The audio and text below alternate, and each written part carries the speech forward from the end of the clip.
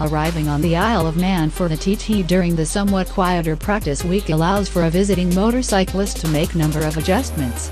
Not the least of which is that you are no longer on Earth, that place where most people don't like you. You are now in a parallel reality, where folks are warm and accommodating to bikers, and the average citizen knows that Bruce Anstey is racing a Honda RC 213 VS this year. On the IOM, motorbikes are abundant and admired, the beer and air are pure, meaning of life vistas greet you at every turn, and race bikes achieve astounding speeds on public roads.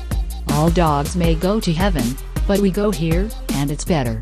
Off the grid on the Isle of Man. I've written previously about being off the grid on the Isle of Man, and it's not like I'm traversing a vast wilderness, face painted with primitive religious symbols, eating grubs for survival.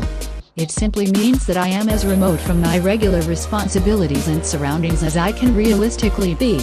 And on the IOM, remoteness is relative, as you're never more than a few miles from a pint of Bushy's Piston Brew, a pleasant, multi-ruby colored ale, 4.7% ABV, and one of the places that serves a great deal of Manx ale is the Rover's Return, a tiny, bustling pub in the cobblestone lane behind the town hall in Douglas. There, I meet up with my pal, Manx radio DJ Ed Oldham, and his come-over friend KES for several pints, as the crowd spills out into the lane, TT chatter building. This primes us for the pilgrimage to the Bushy's Beer Tent, the center of gravity for entertainment during the TT. Thousands of people, all in good spirit, pounding cascales, watching a string of bands on a big stage, priming for a fortnight of incredible racing, right up the hill. Speaking of hills, that morning I took my rented Triumph Tiger 800 XRX up and over the mountain course and into the quiet, winding roads of the IOM. As an aside, this Tiger is the low suspension model, and I'm not digging it. I own and love a Tiger 800 back home, but the changes made to achieve a lower seat height have greatly compromised the handling and feel of this bike. It grinds like a Sportster even in modestly spirited riding. The low business case might make sense, but the execution is off. Up near Druidale, population 0, I park at a quiet spot and meet Pete and Kev from Leicestershire. Childhood friends and Speedway, TT and motor racing devotees, two up on the Triumph Sprint. They are typical of the folks you meet here. Keenly enthusiastic about motorbikes, and eager to talk and share stories. And they will come back to the TT, year after year.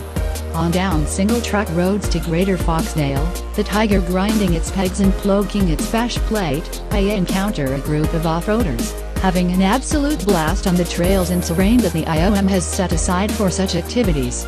Sean Attard of Liverpool and his mates strap their bikes down on the ferry and come to the IOM every year. What can I say? It's beautiful, riding is great, racing is fantastic. I love it, says Sean, and I concur. I'm renting an Enduro next year.